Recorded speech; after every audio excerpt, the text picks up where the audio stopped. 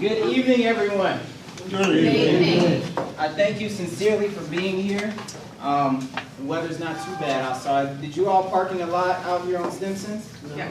Okay, you weren't approached by anyone on your way up here, were you? Any of the locals that were on the street? You were. I'm sorry.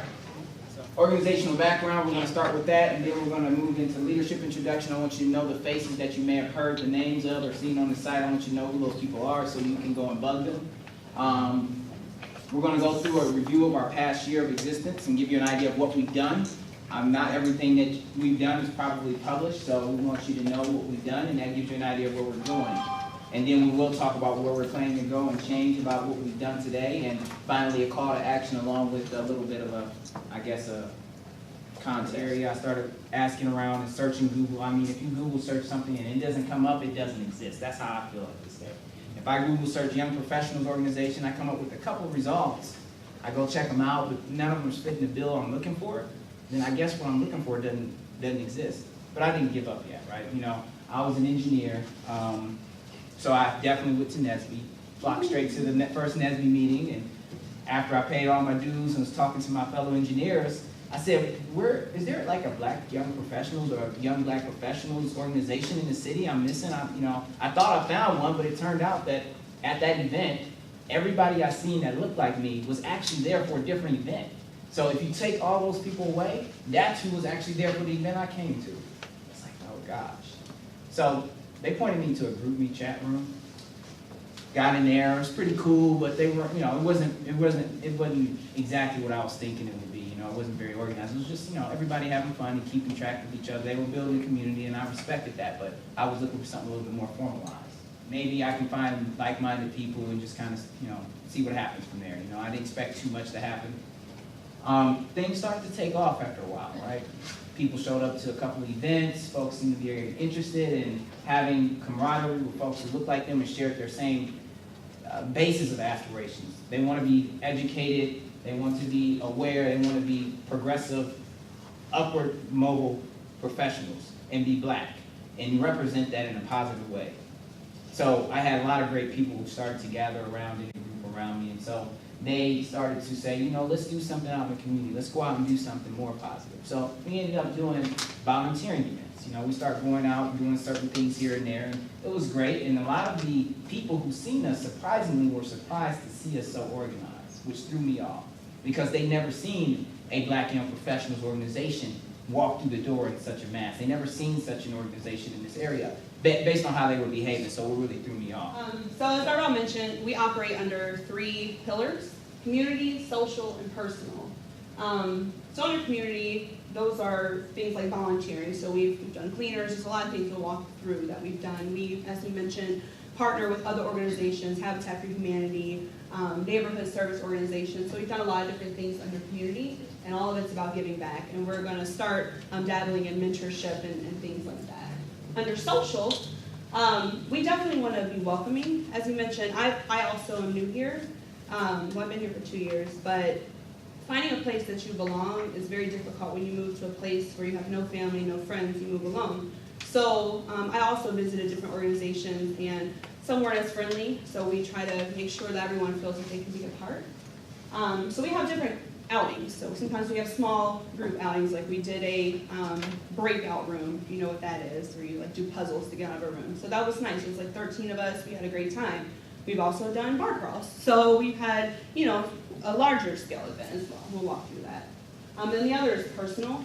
So with that, we look at trying to better ourselves, learn more about ourselves. So we had a forum on mental health in the black community. So we really believe that you have to be yourself and build yourself before you can help others. Under personal, we also talk about professional development as well. So all of these may not appeal to everyone, but we try to offer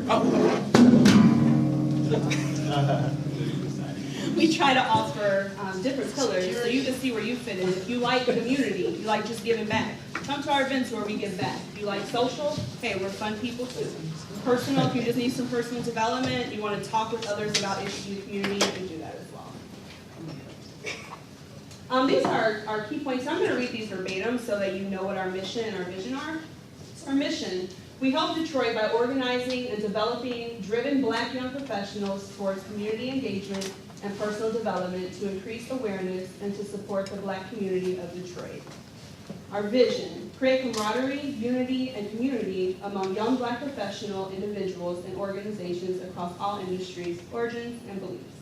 We want to break down silos between Black professionals to foster collaboration and growth of an upwardly mobile Black community in the metro and the city. We will be an open, welcoming entity for new and existing young Black professionals and be a doorway to the Black community of the Detroit and the metro area. So as you mentioned, we started as a meetup group. We're no longer a meetup group. We will use meetup as a way to reach people, but we're not just a meetup group. We're also not to be confused with a movement or a social justice group. Do we take stands on different things? Yeah, but we're not that either. We are a conscious organization and we promote consciousness. So that's what we are. And what makes us different? So as I mentioned, lots of different groups out here, lots of young professional groups, NSBE, lots of different great things for people to get involved in. We're independent, so we can operate under our own guidelines, so we don't have to report to a region or a national organization. Manpower is key, so we need everybody to help grow this network and what we're trying to do in Detroit. We really do believe in Detroit. We want to develop ourselves so that we can be better in our work. We want to have a good balance, and that's what I think that this group is about and what makes us different. I also wanted to ask for Kevin and Ayanta to come up at this time. These are two of our board members. If they could just briefly just introduce themselves, just really quick. Just show them your lovely face. They're so beautiful once you agree. Give them a round of applause. Shoot. Okay, my name's Hey, Ayanta come Howell. over here. I'm from the great city of Detroit and Brooklyn West Side. And yeah, I met Norvell about a year ago, a little bit over a year ago. And I just think he's a great visionary. I want to get with his vision. And it's kind of like showing me up because I'm a native Detroiter and this is a guy coming from Ohio who's doing all this stuff, but it's a great inspiration and it inspires me to do more for my city, my family. So I consider it an honor to be a part of this group. All right, my name is Kevin Jackson. I grew up in Southwest Detroit. If anybody knows where it is, Mexican Town, yay. If you haven't been to Mexican Town, get there. It's good, great food.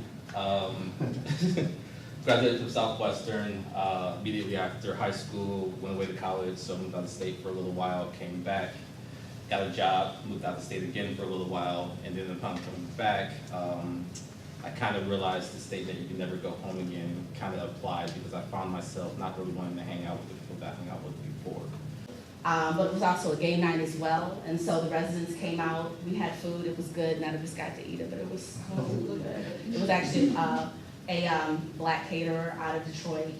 But we had games, we had giveaways, we gave away crock pots and gift cards and luggage, which were all donated by our membership. Chanel was a big donator.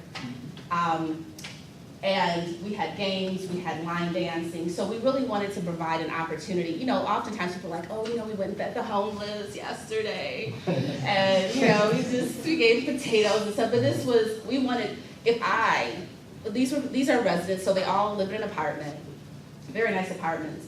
And people do come and do activities there, but they bring like hot and ready pizzas. And we really wanted to be, those pizzas, by the way, were not hot and ready. We care about you, Sarah. Had no hot and ready No prices hot and on ready. it. I wanted to have hot and ready. So, but we really wanted to do something for real. Like we wanted food that we wanted to eat. We wanted to have music and, you know, to liven up the atmosphere. We had games, we had, you know, spades, but we also had like a life-size Jenga. We had line dancing, and we just wanted it to be an event where people really felt like we cared. We just didn't throw something together and say, hey, come through. And people, they really did enjoy it. So creating an experience, and we plan to do something like that again in the future. Justice for Flint, as I mentioned, previously our first event was, you know, trying to raise awareness about water in Africa. I am from Flint, but interestingly enough, we have a native Detroiter, Chris. She's actually an advisor member, and we can talk about that later, but she's an advisor member of BYP. And I know, I did. Anyway, Krista Chambers Price is her name. And she is connected with Blackout for Social Justice, which is the organization that helped to put this on. We had Stevie Wonder came. We had Janelle Monáe, her picture's up there. Jesse Williams is actually one of the members of the organization. And so there are about 20 of us that came through to actually help to put this event on. And we were actually one of the largest bodies of volunteers. We were the volunteers. Let's just make that straight. That's what. So this event was great. Was there. I mean, there were some other folks who came on their own recognizances, but it was BYP who made that work. So I just want to make sure that y'all. Oh, no, wait, no, there's some prizes though. We did have prizes. Okay. So, you don't want to give me, you know, well, at least, I do want to at least acknowledge, because when we started on time, I do want to acknowledge the first person who came. Who was the first person that came that was not volunteering today? Was it us? Asabari. Asabari. So I do want to at least acknowledge and say thank you for carving your time out for us.